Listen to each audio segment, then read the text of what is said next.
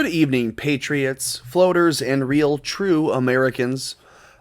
In fifth grade, 4 or 5 of my closest friends and I had a war with the teachers. See, they gave us fake checkbooks because they're teaching you how to balance a checkbook. So every week they give you 50 fake dollars for completing some menial task in the classroom. And everyone had a different task. And every week the task changed and rotated. So everyone had a different job. And then everyone had an equal income of $50 fake dollars in a little ledger.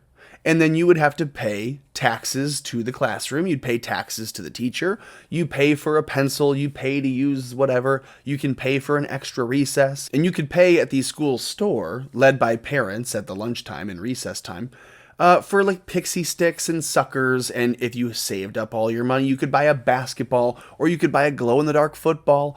And in fifth grade, my friends and I would collect all of the candy. We would buy the cheapest candy possible and put volumes of it together in these giant gallon bags and then put them in the drop tile ceilings of the bathrooms. See, in an elementary school, the bathrooms toilets are small enough that an elementary schooler could stand on the back of it and reach up into the ceiling and grab a pixie stick or a sucker. So in fifth grade, the teachers outlawed all candy. If you're caught with a candy wrapper, you were deducted 25 fake dollars of your weekly $50 income. So if they found a wrapper in your locker, they charged you. They had little fifth grade girls going around and searching the lockers of little fifth grade boys for candy. That was a war. That was a fun elementary school war. Now, what these teachers are talking about is completely different. It's not a fun war. It's an evil, real life consequences war on freedom of choice of parents, of what their children are learning. If you lose your cool, maybe I lose mine. You draw the red line, I love crossing red line.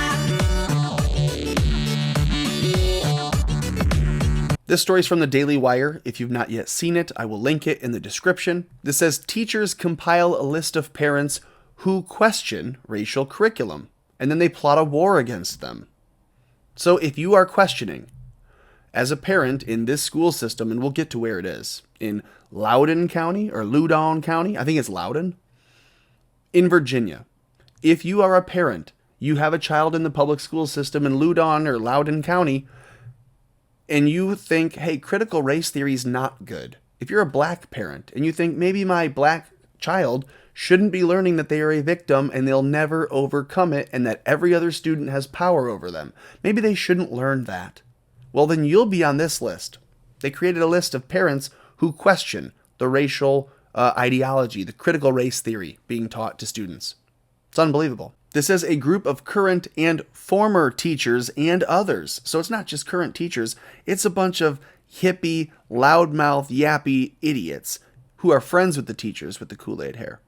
And others in Loudoun County, Virginia, compiled a lengthy list of parents suspected of disagreeing with school system actions, including its teaching of controversial racial concepts, with the stated purpose in part to infiltrate, use hackers to silence parents' communication and expose these people publicly. These are all quotes from whatever group they had.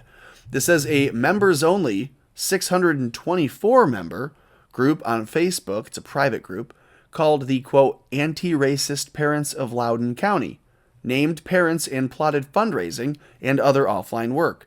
Some used pseudonyms, but the Daily Wire has identified them as a who's who of the affluent jurisdiction outside D.C., including school staff and elected officials. So school staff and elected officials are using fake little monikers, little pseudonyms, little screen names, to plot the takedown of parents in the school system who voice their opinion and say publicly, I don't think we should be teaching kids to be racist. They're being targeted and shut down. This says the Sheriff's Criminal Investigations Division is reviewing the matter, but the group's activity may be no surprise to top law enforcement because the county's prosecutor, narrowly elected with the help of nearly $1 million in cash from George Soros, is a member of the group. So the county prosecutor is never going to press charges against the people in this group because they're a part of it. They're in the group. How do we take down these people? Well, we got the county prosecutor in the group. That'll help. Do you see how serious this is? It's not taking them down with protests. It's the county prosecutor being on the lookout for anyone on this list. Hey, we got 30 parents who have voiced their opinions against teaching kids to be racist.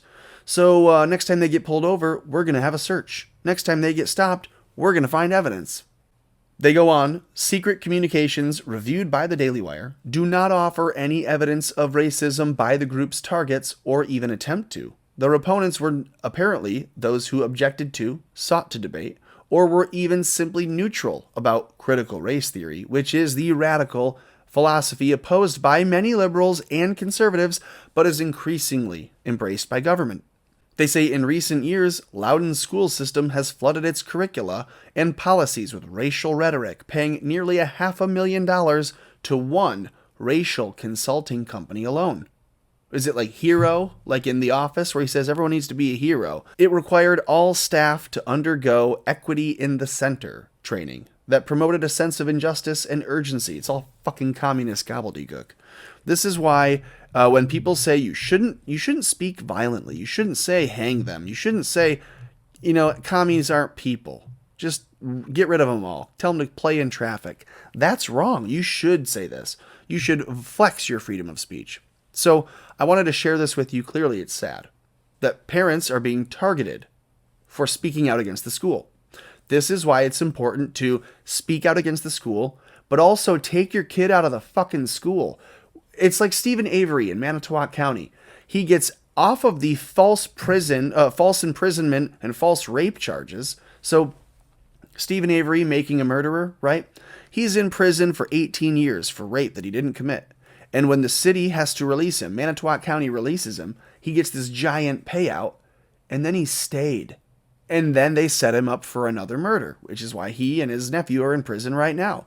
Don't be these parents who say, I'm going to speak up against the school, tell them that this is wrong, and then keep my kid there as a potential victim. Because guess what? You are being targeted. Your kid in school, they're going to get poor grades and be bullied and mistreated by the teachers. But you as a person have opened yourself up to the county prosecutor right outside of D.C. in Loudoun, Virginia. Maybe I'm saying that wrong. Help me out in the comments below. Like the video, share the video, subscribe to the channel. 35% of people today that are watching these videos are not subscribed. 1/3 of you are freeloaders. Shame on you. You should subscribe. You should check the description. Click the links to support the channel with Patreon and PayPal, and then go to Odyssey. Hit support there. Go to BitChute. Rumble me. Do everything else that you can do to keep America afloat.